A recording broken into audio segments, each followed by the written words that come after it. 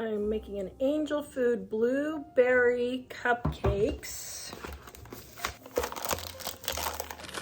Got my cake mix and my water.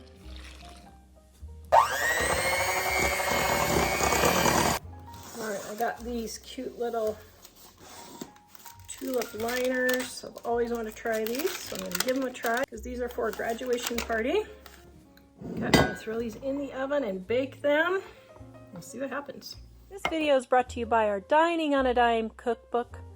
We have quick and easy recipes your family will love to help you get in and out of the kitchen fast. Please visit us at livingonadime.com. It's 25% off. Okay, I've got my Angel Food here, and I've got blueberry pie filling. I was going to do cream, but I ran out of time for my party that I'm doing.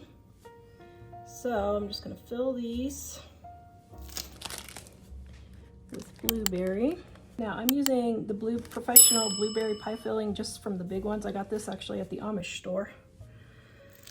But you can just use the canned stuff, and if it has the blueberries that are too big, just whiz them up with your immersion blender. All right, then I'm gonna put a blueberry on each one, just like that.